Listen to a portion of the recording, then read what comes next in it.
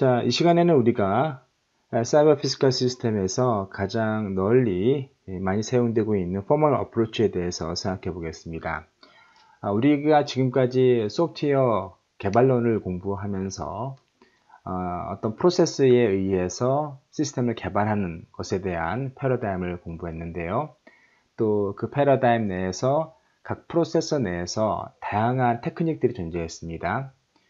우리는 지난 시간에 그 디자인을 공부하면서 소프트웨어 아키텍처 혹은 시스템 아키텍처에 대한 다양한 피처들을 공부했고요.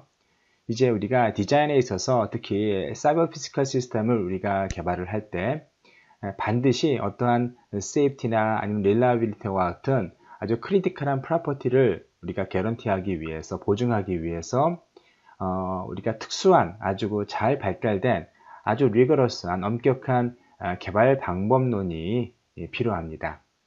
그것이 바로 포멀 어프로치 혹은 포멀 메소드인데요. 이 시간에는 우리가 이 포멀 메소드를 좀 집중적으로 살펴보도록 하겠습니다.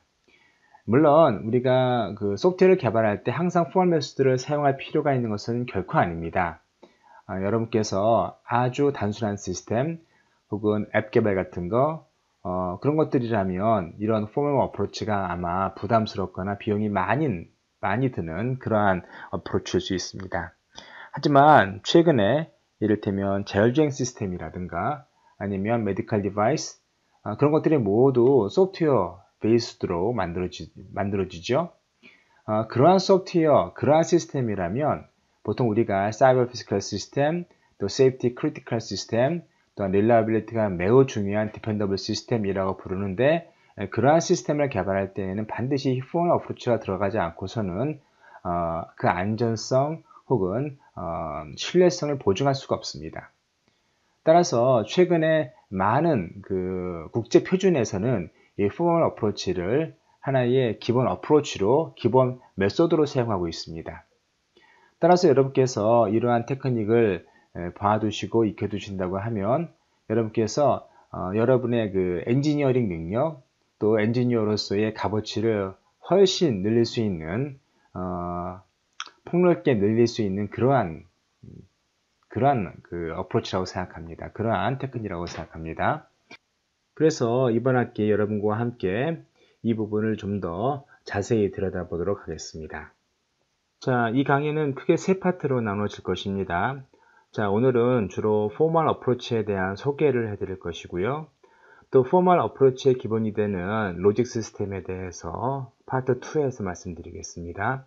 그리고 마지막으로 이 시간에 소개해드릴 것 중에 하나가 모델 체킹인데 파트 3에서 모델 체킹의 대표적인 모델 체커인 우퍼를 중심으로 해서 모델 체킹의 기술을, 테크닉을 여러분께 소개해 드리도록 하겠습니다. 자, 특히 이 강의의 레퍼런스는 다음 이 편에 있는 다음 클래스에서 가져왔음을 미리 말씀드리겠습니다. 우리가 그 소프트웨어 개발론을 처음 시작할 때 아마 여러분께 사이버 피지컬 시스템에 대한 소개를 해드렸을 것입니다. 아마 사이버 피지컬 시스템은 이미 여러분께서 어느 정도 잘 아시고 익숙해지셨으리라 생각하는데요. 일반적으로 사이버 피지컬 시스템은 기본적으로 컴퓨터가 제어하는 우리 주변에 있는 대부분의 물리 시스템이라고 생각하시면 되겠습니다. 이 그림에서 보시는 것처럼 비행기라든가 메디컬 디바이스, 그리고 스마트 빌딩, 로보틱스 모두가 실제 어떠한 사물을 우리가 보고 듣고 만질 수 있는 사물을 컴퓨터가 제어하는 시스템을 가리키는 것이죠. 그런데 이런 사이버 피지컬 시스템들은 대부분이 소프트웨어 인텐시브한 시스템입니다. 여기 보시는 것처럼 BMW 같은 경우에는 약 60개의 마이크로 프로세서가 있고요. 기본으로 약 200만 라인의 코드가 들어있습니다. 또한 왼쪽에서 보시는 메디컬 디바이스 같은 경우에는 대부분이 소프트웨어로 이루어진 그러한 시스템이라 할 수 있고요. 또 아래에서 보시는 오퍼레이션 룸, 그러니까 수술실 같은 경우에는 여기 보시는 대부분의 것들이 컴퓨터로 제어되는 그러한 시스템들이고, 달리 말해서 소프트웨어로 제어되는 그런 시스템이라 할 수 있겠습니다. 그런데 이런 사이버 피지컬 시스템의 어떤 트렌드를 보면 시스템이 점점 복잡해지고 있다는 겁니다. 특히 네트워크가 연결되고 또 다양한 시스템과 인티그레이션 되면서 그 복잡도가 기하급수적으로 늘어나고 있습니다. 또한 이러한 시스템은 다이나미시티를 갖는다는 것인데요. 그래서 계속 지속적으로 변하고 어떠한 물리적인 다이나믹을 가지고 있으며 또한 디펜더블한 시스템이기 때문에 실제 사람들의 생명이나 재산에 깊은 관련성을 가질 수가 있습니다. 또한 사이버 피지컬 시스템 같은 경우에는 실제 우리 주변에 늘 늘 대할 수 있는 그런 시스템이 돼가고 있습니다. 한마디로 기간 시스템이 되고 있는 거죠. 그래서 인프라스트럭처가 바로 사이버 피지컬 시스템으로 제어되고 있다고 할 수 있습니다. 전기시설 혹은 통신시설 대부분이 사이버 피지컬 시스템의 일종이고요. 소프트웨어에 의해서 제어되고 있습니다.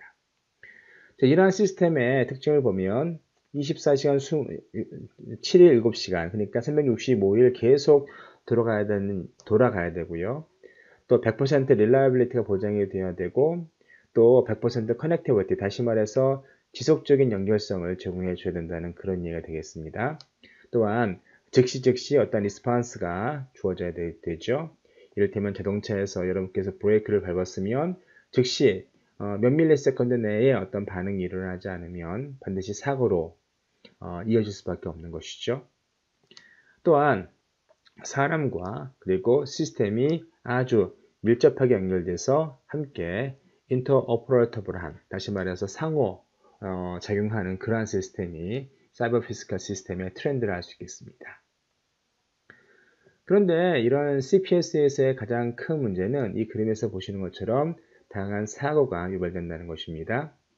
사실 옛날처럼 하드웨어로만 제어될 때에는 실제로 하드웨어는 굉장히 단순하고 많은 스테이트를 가지고 있지 않습니다. 물론 뭐 반도체라든가 최근에 나오는 여러 가지 칩들은 굉장히 복잡하겠지만 과거에는 그렇지 않았습니다. 그런데 소프트웨어는 그보다 훨씬 더 복잡하죠. 이를테면 여러분께서 인티저 베리어블을 하나 선언하신다고 하면 만약에 이것이 16비트 혹은 32비트 하면 2의 16승 혹은 2의 32승의 스테이트를 갖는 것이죠. 하나의 베리어블에 인티저 베리어블만 하더라도 엄청나게 많은 상태를 가질 수 있습니다. 과거의 하드웨어는 모든 소자들을 단순한 상태를 유지했던 반면에 소프트웨어는 베리어블 하나하나가 엄청난 레인지를 갖기 때문에 그 변수가 엄청나게 높아지고 또 그러다 보니까 완벽하게 검증하는 것은 완벽하게 어떤 세이프티나 릴러비티를 보장하는 것은 불가능에 가깝습니다. 그렇기 때문에 오른쪽에서 보시는 것처럼 에어크래프트가 크래시 된다든가 요새 아리안 5죠. 로켓가 크래시 된다든가 아니면은 아주 큰 뭐 여기서 이건 패스파인더인데 패스파인더와 같은 엄청나게 비용이 많이 들어간 국가 프로젝트가 실패하기도 하고요. 심지어 이거 같은 경우에는 어떤 의료 시스템이 오작동을 일으켜서 사람에게 큰 피해를 주기도 합니다. 이것들이 대부분 하드웨어, 소프트웨어, 그러니까 시스템의 결함에 의한 것이죠.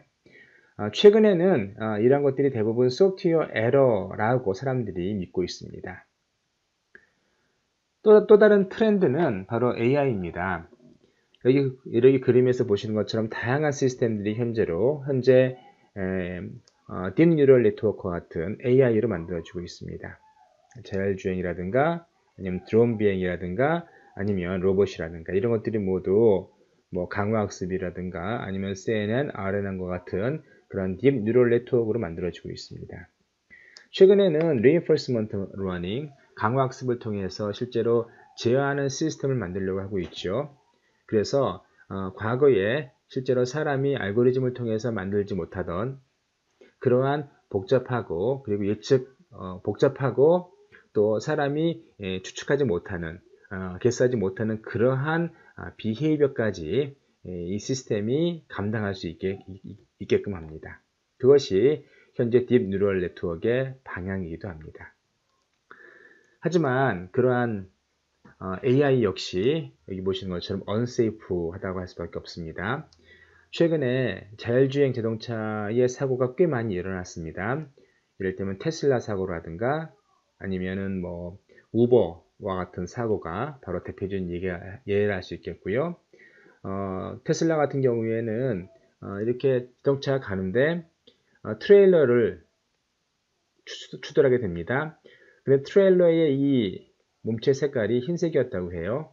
그래서 따져보니까 자, 테슬라 자동차 안에 타고 있던 테슬라 자동차가 이 하얀색에 있는 트레일러의 몸체를 하늘로 인식했기 때문에 사고가 났죠.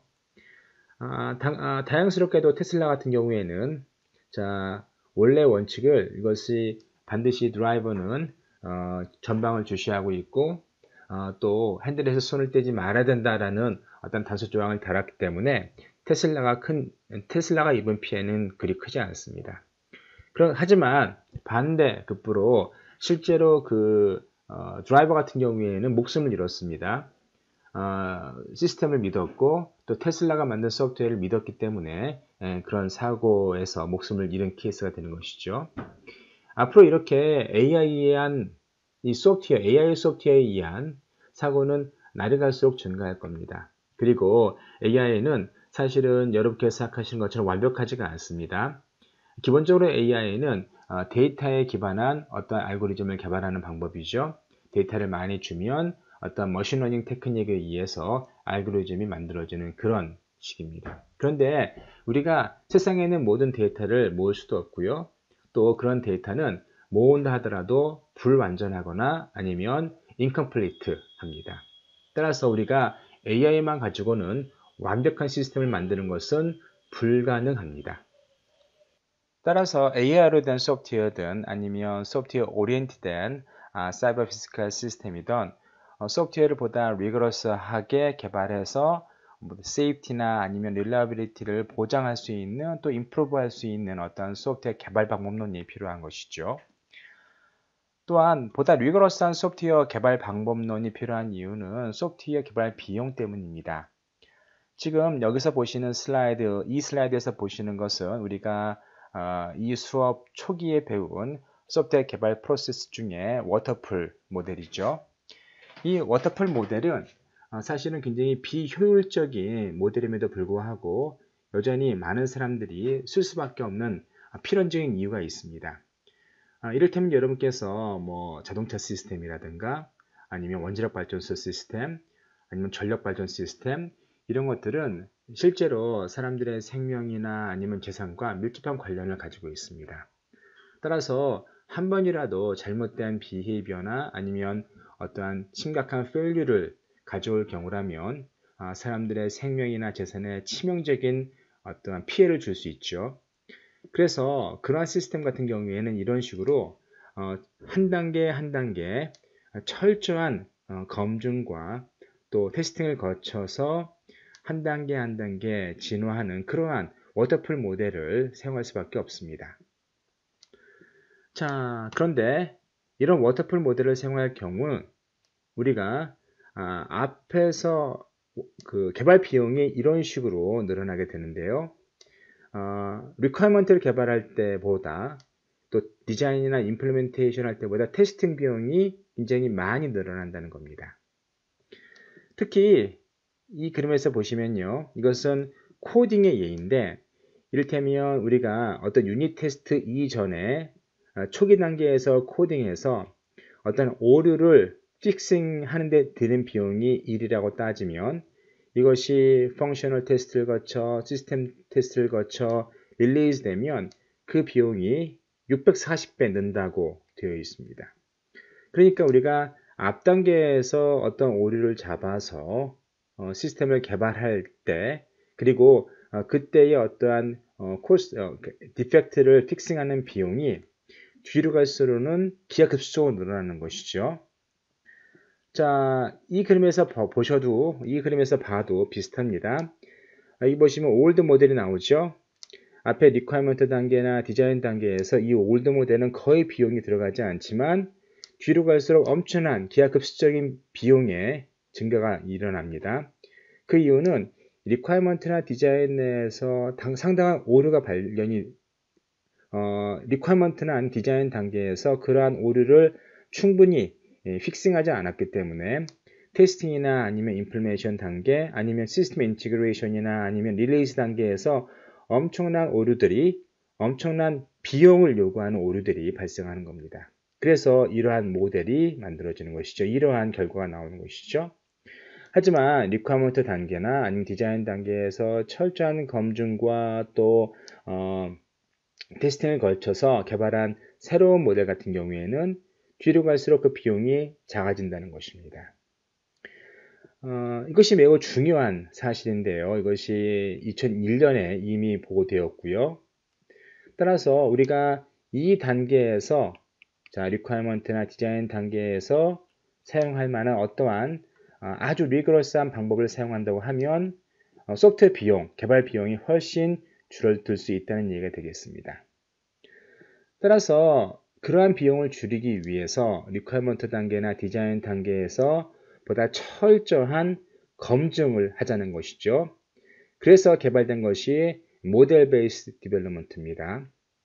모델 베이스 디벨롭먼트는 리퀘어먼트나 디자인 단계에서 어떠한 모델을 사용하는 겁니다. 그럼 모델을 사용하는데 그러한 모델은 리퀘어먼트 단계에서는 매우 높은 수준의 앱스트랙트한 그러한 모델을 만들고요. 디자인 단계나 아니 임플리멘테이션 바로 전 단계에서의 모델은 아주 디테일한 모델을 만듭니다. 근데 모델을 만드는 것뿐만 아니라 사실은 철저한 검증을 하게 되는데 뒤에서 검증에 대해서 좀 더 자세히 말씀드리겠지만 이 검증이라 함은 리퀘어먼트에서 도출된 다양한 리퀘어먼트를 이 디자인, 모델이 담고 있는 이 디자인이 철저하게 만족시키느냐를 보는 겁니다. 이 단계에서 그러한 철저한 검증을 통해서 리퀘어먼트나 디자인 단계에서 오류를 없애는 것이 모델 베이스드 디벨롭먼트의 기본적인 패러다임이고요. 테스팅 단계에서는 단지 로우 레벨에서의 이슈, 그리고 이 모델이 여기 만들어 놓은 구현이 모델을 어떻게 만족시키는지에 대한 검증만을 하게 됩니다.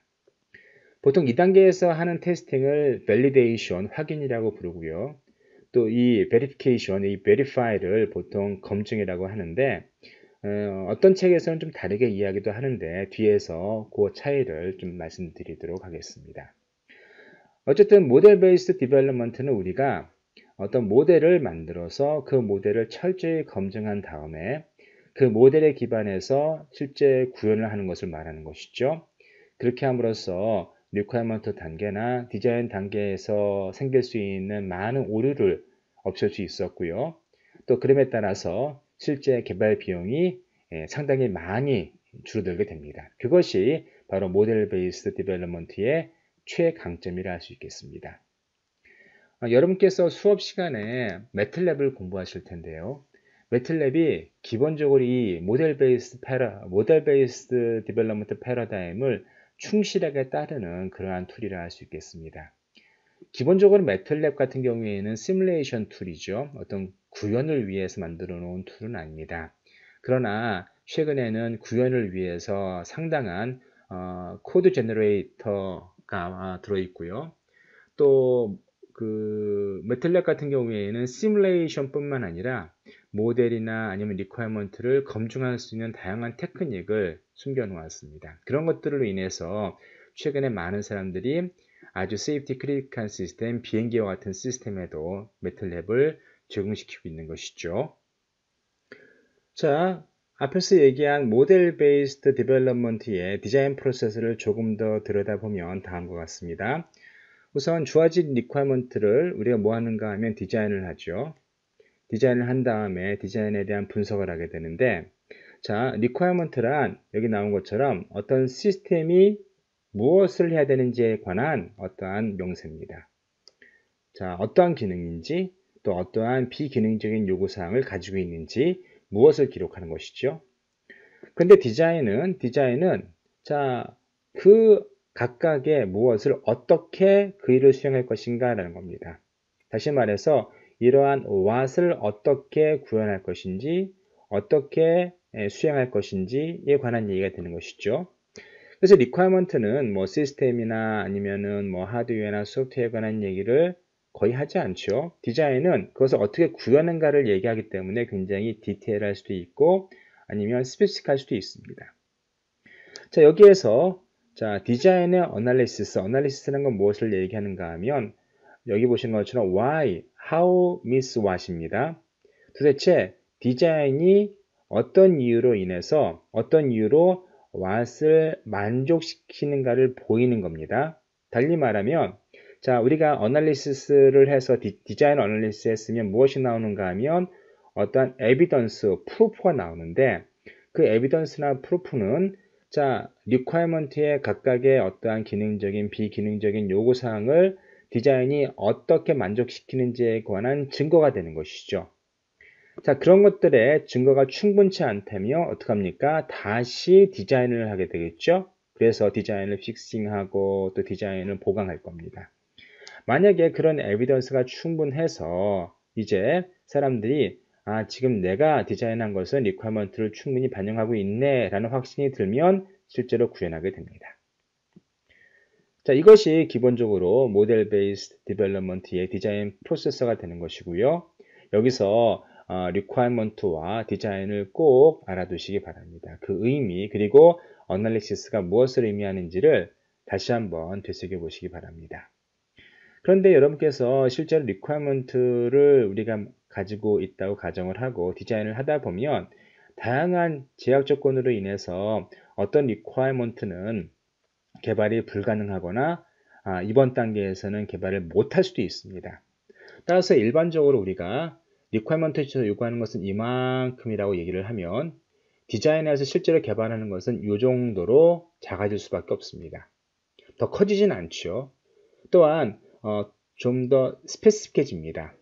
requirement는 일반적으로 좀 브로드하게 얘기를 하고요. 디자인은 아주 디테일하게 스페시픽하게 얘기하기 때문에 상당한 제약 조건을 포함하고 있는 것이 바로 디자인이라 할 수 있겠습니다. 그래서 항상 requirement가 밖에 있고요. 디자인이 안쪽에 있다는 것을 좀 유념해 두도록 하시고요. 자, 그래서 우리가 소프트웨어 리퀘어먼트 중에서 기능적인 요구사항 이외에 비기능적인 요구사항도 역시 디자인이 만족시켜야겠죠. 그래서 거기에는 뭐 정확성이라든가 아니면 어떤 신뢰성 그리고 강건성이라고 해서 강건성은 요즘 어떻게 얘기하는가 하면 시스템이 어떤 폴트가 발생을 하더라도 완전히 페일류 돼서 망가지지 말아야 된다는 그래서 이를테면 비행기가 엔진이 한쪽이 꺼져도 다른 엔진으로 인해서 계속 운행을 해야 되는 것이죠. 보통 가망성이라고 부르는데 그러한 것을 계속 유지해야 됩니다. 그런 의미에서 로버스트가 얘기되고 있고요. 또 시큐리티에서는 심지어 어떤 해커가 시스템을 브리치하더라도 시스템은 어느 정도 돌아갈 수 있어야 됩니다. 그런 것들을 로버스트니스라고 부르는 것이고요. 세이프티는 안전성이고요. 이것은 사람의 생명이나 아니면 재산에 영향을 주지 말아야 된다는 그런 것들이 안전해야 된다는 그런 얘기가 되겠습니다.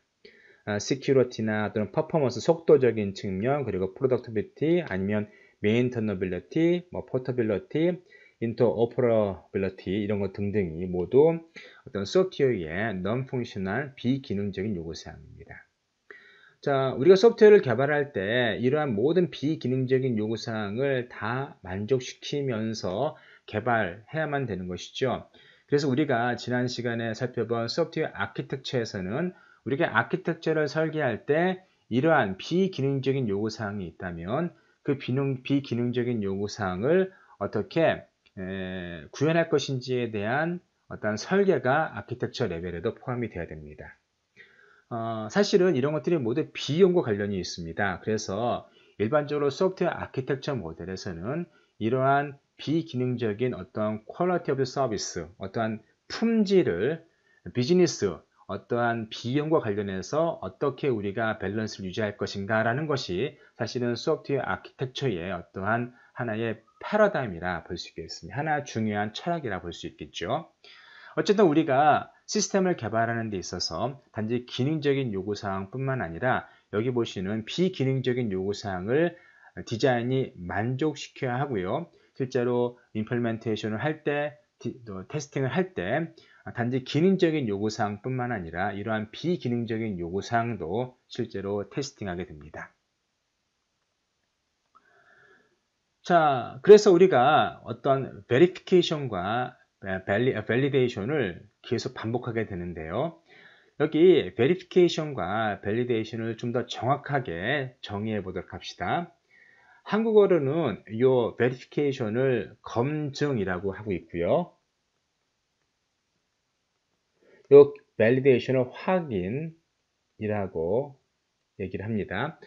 어디에서는 반대로 얘기하는 경우도 있는데 그냥 저희 수업에서 우리 수업에서는 verification은 검증, validation은 확인이라 하겠습니다.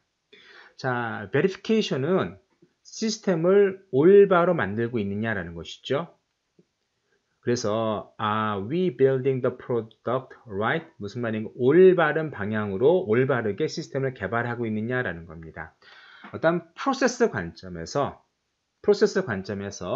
자, 우리가 requirement를 개발했으면 디자인을 해야 되고 특히 중요한 것은 뭐예요? 이 디자인은 requirement를 충분히 완벽하게 completely 그리고 철저하게 반영해야 된다는 것이고요. 그것을 뭐 해야 되는 것이죠? 검증해야 되는 것이죠. 그래서 프로덕트를 그런 식으로 단계별로 이전 단계를 만족시키는지를 계속 확인하는 작업을 verification이라 부르는 것이고요. validation은 보통 우리가 올바른 프로덕트를 만들었는가라는 겁니다. 올바른 프로덕트. 그래서 그 기능적인 특징이라든가 아니면 어떤 성능 아니면 비기능적인 특징 어떤 리퀘어먼트가 충분히 담겨 있는가 만족되었는가를 보는 것입니다. 그래서 verification은 주로 프로세스 오리엔티드라고 부르는 것이고요. validation 같은 경우에는 프로덕트 오리엔티드라고 부르는 겁니다. 그래서 verification은 내가 올바른 시스템을 개발하기 위해서 프로세스가 잘 만들어져야 되고 또 각 단계에서의 어떤 메소드에 의해서 그 프로세스가 철저히 수행돼야 된다는 것이고요. validation은 우리가 만들어 놓은 어떠한 프로덕트가 requirement에 맞게 또 requirement를 철저히 준수를 하는지를 보는 겁니다. 자, 그렇게 이해하시면 좀 더 쉽게 이해하실 수 있을 것 같고요. 자, 이렇게 V&V 하는 테크닉은 다양합니다. 여기 보시면 크게는 스태틱한 어떤 테크닉이 있고요. 스태틱한 테크닉이 있고요. 어떤 다이내믹한 테크닉이 있습니다. 스태틱한 테크닉은 일반적으로 수행하지 않고도 어떠한 시스템에 어떤 인포메이션을 모아서 리뷰하거나 아니면 워크스루 하거나 아니면 인스펙션 하는 것을 얘기하는 것입니다. 또는 스태틱 어널리시스라고 해서 실제로 어떤 임플리멘테이션 코드를 수행하는 것이 아니라 모델을 익스큐션해서 어널리시스 하는 건 역시 스태틱 어널리시스라 할 수 있겠습니다. 또한 우리가 이 시간에 주로 살펴보게 될 포멀 베리피케이션 역시 스태틱한 방법입니다. 왜냐하면 실제로 구현하기에 앞서서 구현 이전 단계, requirement analysis나 design analysis 이 단계에서 어떠한 모델을 수학적인 방법으로 검증하는 것이기 때문에 기본적으로 스태틱한 어널리시스를 할 수 있겠습니다. 근데 최근에는 사실은 코드 단계에서도 포멀 베리피케이션이 적용됩니다. 그래서 코드를 다시 앱스트랙션에서 추상화해서 그 추상화된 모델을 검증하죠. 그래서 코드를 실행시키면서 검증하는 것이 아니기 때문에 스태틱한 어널리시스를 할 수 있겠습니다. 다이내믹 어널리시스는 기본적으로 코드를 수행시키면서 어떠한 시스템에 대한 소프트웨어에 대한 정보를 얻기 때문에 그런 정보를 얻어서 시스템이 제대로 만들어졌는지를 확인하는 것이죠. 그래서 주로 테스팅이나 시뮬레이션이 여기에 해당되는 것입니다. 그리고 디버깅 역시 어떠한 다이내믹한 요소 중에 다이내믹한 V&V 방법 중에 하나이죠. 테스팅하고 디버깅이 어떻게 다르죠?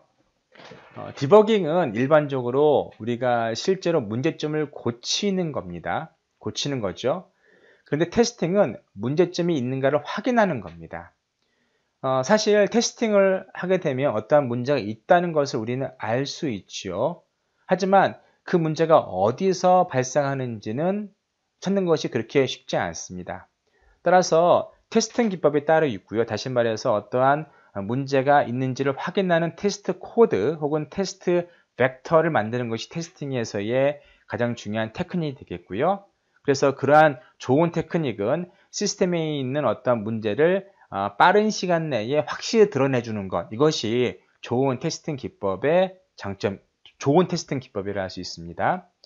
하지만 디버깅은 그렇지가 않습니다. 디버깅은 문제점이 있으면 그것이 어디 있는지를 깊이 찾아가는 것이죠. 어떤 로케이팅 하는 겁니다. 어떤 로컬라이제이션 혹은 로케이팅 하는 것이죠.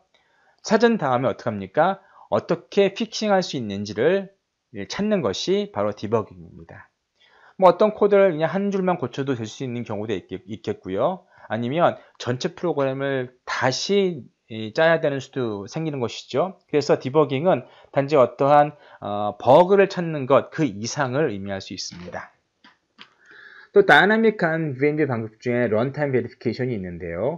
이것은 사실은 펄 베리피케이션과 아주 밀접한 관련이 있습니다. 그래서 런타임 베리피케이션 같은 경우에는 실제로 시스템을 러닝 시키면서 어떤 포멀한 프루프 방법, 포멀 베리피케이션 방법을 인트로듀스 해서 실제 런타임 베리피케이션 테스팅이나 아니면 런타임 시의 어떤 오류를 예측하거나 아니면 픽싱하는 그런 것들을 가리키는 겁니다. 자, 그래서 모델 베이스의 포멀 어널리시스를 조금 더 확대해 들여다보면, 자, 일반적으로 우리가 인포멀한 리퀘어먼트가 주어지면 이것이 자연어로 된 리퀘어먼트라고 생각하시면 되겠습니다. 커스터머가 만들거나 아니면 자, 엔지니어가 만들어낸 시스템에 대한 기본적인 리퀘어먼트고요. 그것을 어떤 수학적인 노테이션이나 수학적인 노션을 사용해서 포멀라이즈 합니다. 포멀라이즈한 모델은 포멀스케이션이라 부르는데 이것은 보통 우리가 수학적인 의미를 가진 어떠한 노테이션 심볼을 가지고 표현합니다. 우리가 다음 시간에 배우시는 로직 같은 경우에도 대부분이 포멀스케이션을 할 수 있는 것이죠. 왜냐하면 로직 그 심볼 자체 하나하나가 또 수학적으로 철저히 정의된 그러한 심볼들이기 때문에 그러한 심볼들로서 어떠한 시스템이 명사가 되면 그것을 우리는 포멀 스페시피케이션 혹은 포멀 모델이라고 부르는 것이죠. 그래서 일반적으로 포멀 모델은 어떠한 장점을 가지고 있는가 하면 여러분께서 수학을 사용하시는 이유는 수학적인 노테이션 혹은 수학적인 심볼에는 어떠한 모호함이 거의 사라집니다. 물론 수학 심볼을 모르는 사람들에게는 그건 역시 상당히 어렵겠지만 보통 수학적인 심볼이나 어떠한 노테이션 같은 경우에는 처음부터 이 노테이션은 무엇을 의미합니다를 정확하게 정의하고 넘어가기 때문에 수학적으로 기술된 어떠한 스페시피케이션은 모호함이 없다고 사람들은 믿습니다. 따라서 인포멀한 리퀘어먼트를 포멀라이즈 해서 포멀 스페시피케이션을 만들면 그 스페시피케이션은 모호함이 사라지는 것이죠. 그리고 뭘 할 수 있는가 하면 우리가 수학적인 어떤 노테이션으로 어떤 시스템을 기술하면 뭘 사용할 수 있는가 하면 수학적인 리저닝 테크닉을 사용할 수 있습니다. 수학적으로 추론할 수 있는 방법을 사용할 수 있는 것이죠. 따라서 뭘 할 수 있는가 하면 베리파이 할 수 있습니다. 자, 베리파이라는 것이 무엇이라고 했죠? 어떤 리퀘어먼트에 대해서 디자인이 만족하는지를 증명하는 것 혹은 보여주는 것이라 얘기를 했겠죠. 그래서 여기에서는 어떤 리퀘어먼트가 디자인을 만족하는지를 보여주게 됩니다. 자, 만족한 상태에서 나오는 것이 뭔가 하면 포멀 모델이 되겠고 그 모델을 기반으로 해서 자, 그러면 이것은 어떻습니까? 수학적으로 잘 명세되고 또 잘 검증된 모델이 되는 것이죠. 따라서 우리는 이것을 좋은 모델이라고 얘기하는 것이고 혹은 올바른 모델 아니면 정확한 모델 얘기할 수 있는 것이죠. 그것을 임플리멘트 하거나 어떤 구현하거나 아니면 다음 단계로 좀 더 디테일링 하죠. 우리가 디자인 단계에서도 역시 대부분의 모델은 앱스트랙션입니다. 실제로 돌아가지는 않죠. 그것을 실제로 우리가 코드로 만드는 것을 refinement 혹은 implement라고 부릅니다. 그래서 포멀 모델을 refine, 다음 단계로 좀 더 디테일링 하거나 아니면 구현하게 되죠. 아니면 시스템을 어떻게 우리가 있다고 가정을 하면 자, 포멀 모델로 올리는 것을 abstraction이라고 부릅니다. abstraction 혹은 추상화라 부르는데 자, 이러한 단계를 반복해 가면서 포멀한 모델을 우리가 잘 검증을 하고 또 이러한 것을 기반으로 해서 시스템을 개발하는 것을 일반적으로 모델 베이스드 포멀 어널리시스라 혹은 모델 베이스드 포멀 모델 베이스드 디벨롭먼트라 부릅니다. 자, 이러한 모델 베이스드 포멀 어널리시스에서의 핵심은 바로 포멀 메소드 혹은 정형 기법입니다. 자, 정형 기법은 리그러스한 매트메티컬한 리그러스한 매스에 기반한 테크닉이죠. 그래서 이 매스에 기반한 테크닉을 통해서 우리는 어떤 시스템의 정확성을 얻고자 하는 겁니다. 이러한 포멀 메소드 정형 기법의 테크닉으로서 우리가 사람이 직접 하는 프루프, 이러한 프루프는 어떤 전통적인 수학적인 증명 방법에 의한 그런 프루프를 가리킵니다. 또한 그런 것을 오토메이트한 자동화시킨 오토메이트 티어리 프루빙이 있을 수 있겠고요. 이번 학기에 우리가 조금 더 한 걸음 더 들어가서 보게 될 모델 체킹도 이 모델 포멀 메소드의 베리피케이션 테크닉에 속합니다. 이것을 사용해야 되는 이유에 대해서 사실 딕스라는 포멀 메소드를 주창한 사람은 아니고요. 테스트에 대한 얘기를 했는데요. 테스트는 기본적으로 할 수 있는 일이 뭔가 하면 에러가 있다는 건 증명할 수 있습니다. 그러나 없다는 것을 증명할 수는 없습니다. 매우 중요한 어떤 인사이트입니다. 그래서 테스팅은 이러한 한계가 있습니다.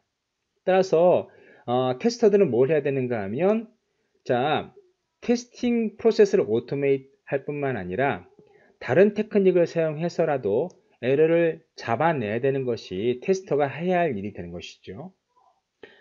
자, 그래서 에러를 완전하게 없애기 위해서 테스터가 사용할 수 있는 방법 중에 하나가 포멀 메소드가 되는 것이죠.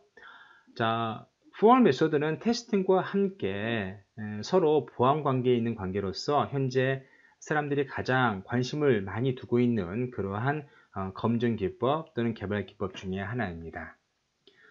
자, 그 포멀 메소드를 조금 더 정리하자면 이것 역시 소프트웨어 엔지니어링, 소프트웨어 공학론 중에 하나이고요. 또 우리가 개발한 어떤 컴퓨테이셔널 시스템이 그 프로퍼티를 항상 어떠한 조건 내에서도 만족하는지를 체크하는 방법입니다. 우리가 살펴보게 될 모델 체킹은 오토메이트드한 방법이고요. 테스팅에 대비해서 상당히 많은 커버러지를 갖고 있습니다. 또한 여기 보시는 것처럼 ISO 26262이 보통 전장 시스템을 가리키는 것이죠. DO178P 항공 관련되어 있는 그러한 표준입니다. 또 IC 623004 메디컬 디바이스에 관련된 그러한 국제 표준입니다. 이러한 모든 국제 표준에서 포멀 메소드를 가장 중요한 테크닉으로 삼고 있습니다. 자, 이 포멀 메소드 중에서 오토메이트드한 방법 중에 하나가 바로 모델 체킹입니다. 모델 체킹은 어떠한 시스템이 있으면 그것을 모델 컨스트럭션 하죠. 이렇게 수학적인 방법으로 수학적인 노테이션을 사용해서 모델을 만들고요. 또 뭘 만들어야 되는가 하면 이 모델이 만족해야 되는 어떠한 요구사항을 우리가 수학적으로 명시하게 됩니다. 그래서 그 모델이 그 요구사항을 만족하는지를 오토매티컬리 검수하게 되는데 이때 중요한 것은 무엇인가 하면 이 그림에서 보시는 것처럼 어떤 시스템의 모든 상태를 다 펼칩니다.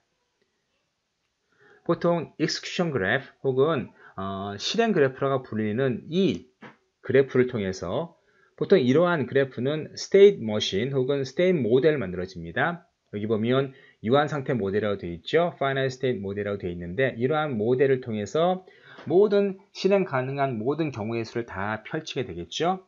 그리고 어떠한 requirement를 명세한 이러한 temporal logic 혹은 logic 시스템을 로직을 모델 체크 안에 집어넣습니다.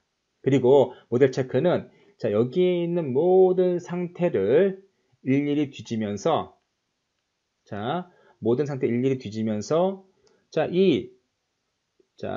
그 로직 시스템의 템포럴 로직에 있는 리퀘어먼트가 각각의 상태에서 만족을 하는지를 모델 체커는 보여주게 됩니다. 이것이 모델 체킹의 핵심이고요. 그래서 모델 체킹은 주어진 시스템의 모든 상태를 펼친 다음에 주어진 리퀘어먼트가 어떤 로직으로 명세되어 있으면 그 로직은 아주 모호함 없이 명시된 것이죠. 그러한 로직에 명세된 어떤 프로퍼티를 모든 상태에서 만족하는가를 검사하는 것이라고 생각하시면 되겠습니다. 자, 검사를 해서 시스템이 자, 어떤 프로퍼티를 만족하는지를 yes or no로 살펴보게 될 것이고요. 만약에 시스템이 어떠한 상태에서는 이러한 요구사항을 만족하지 못해요. 그러면 카운트 example을 내줍니다. 어떤 에러 트레이스라 부르는 카운트 example을 내주는데, 자, 에러 트레이스이기 때문에 앞에서 우리가 얘기한 디버깅을 쉽게 할 수 있습니다. 어디서 어떤 이유로 인해서 이 문제가 발생했는지를 정확하게 로케이팅 할 수 있습니다. 알아낼 수 있는 것이죠. 자, 이것이 for 메소드에서의 모델 체킹의 특징입니다. 다시 한번 정리해드리면 모델 체킹은 어떠한 우리가 개발하고자 하는 시스템이 있어요.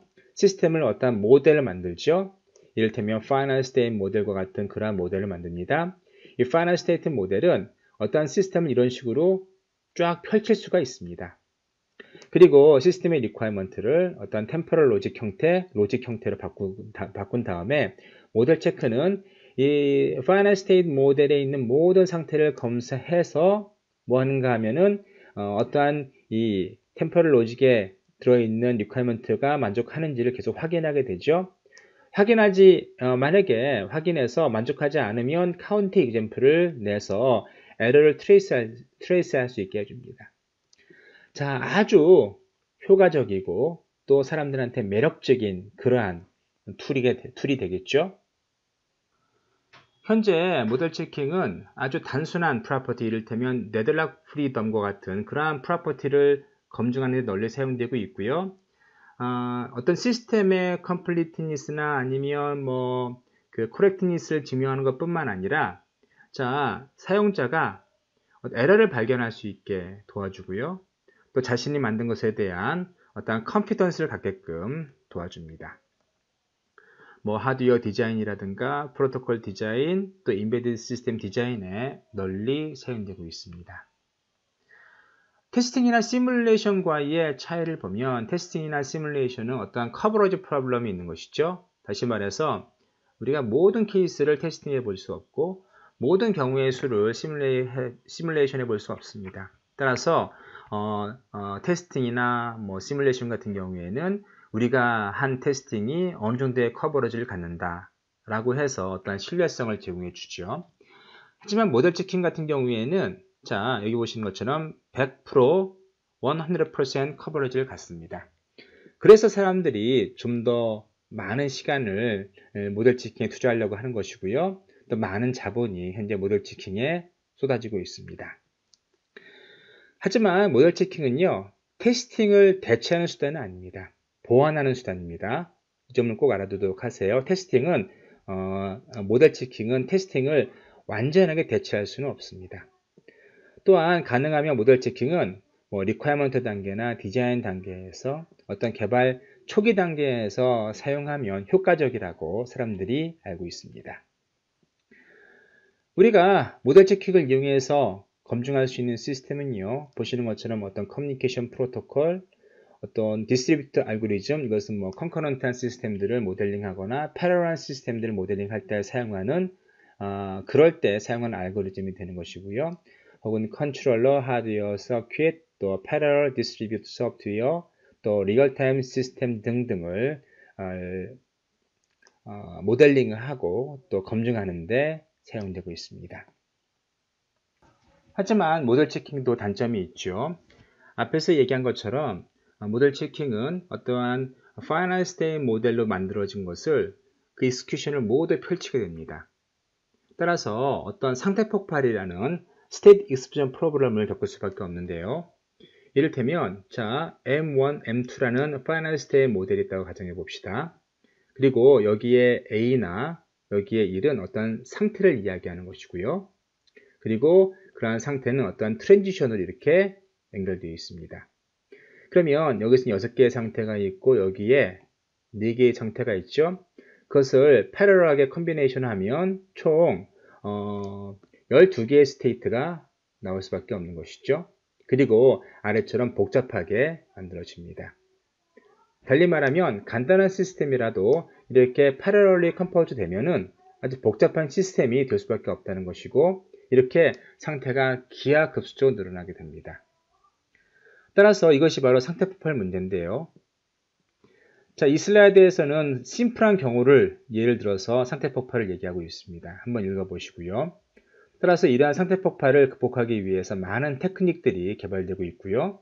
또 모델 체크를 연구하는 사람들은 이 상태 폭발을 극복하는 것이 사실은 이 테크닉을 보다 실용적으로 사용하는 데 핵심이라고 생각합니다.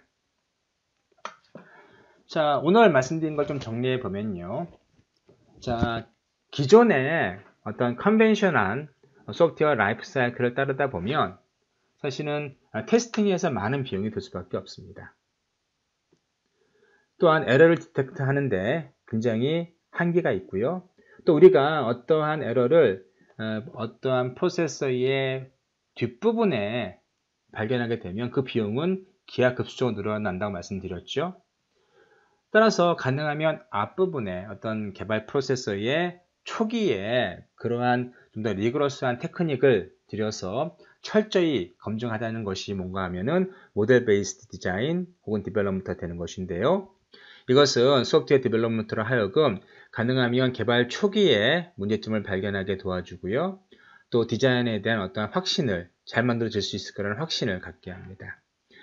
오늘 배운 것이 formal verification 혹은 formal method인데요. 그 중에 하나가 모델 체킹입니다. 자, formal verification은 뭐라고요? formal method의 일종이고요. 어떠한 시스템의 상태를 수학적인 방법으로 표시하고요. 어떤 시스템을 수학적인 기호로 모델링을 하고 또 수학적인 방법으로 검증하는 방법을 formal 테크닉 혹은 formal verification 혹은 formal method라고 불렀습니다. 사실 formal method는 두 가지로 나눠집니다. formal verification과 formal specification인데요. formal specification은 어떠한 시스템, 인포멀한 어떠한 그 레프레젠테이션을 포멀하게 바꾸는 것을 얘기하는 것이고요. 그때 만들어진 어떠한 명세가 formal specification, formal 모델이라고 부르는 것이고요. formal verification은 그렇게 수학적인 기호나 노테이션으로 만들어진 것을 수학적인 테크닉으로 증명하는 것을 formal verification이라고 부릅니다. 그 두 개를 합쳐서 formal method라고 부르는 것이죠. 그 중에 하나가 모델 체킹이고 이 모델 체킹은 오토메이트한 방법입니다. 그래서 시스템의 모든 상태를 검사해 가면서 자, 리퀘어먼트로 주어진 어떠한 로직에 대해서 자, 로직으로 주어진 어떤 리퀘어먼트에 대해서 모든 상태가 만족하는지를 검사하는 것이고 만약에 만족하지 않으면 카운트 에그젬플을 통해서 에러를 트레이스 할 수 있게 하는 아주 환상적인 툴이라 할 수 있겠습니다. 자, 다음 시간에는 우리가 formal specification에 대해서 조금 더 살펴보겠습니다. 그래서 여러분께서 소위 말해서 로직 시스템들을 한번 살펴볼 것인데요. 다음 시간에는 명제 논리, 프로포지셔널 로직에 대해서 다시 한번 여러분과 함께 이야기를 나눠보고요. 자, 뒤이어서 오늘 말씀드린 모델 체킹을 공부해 보도록 하겠습니다.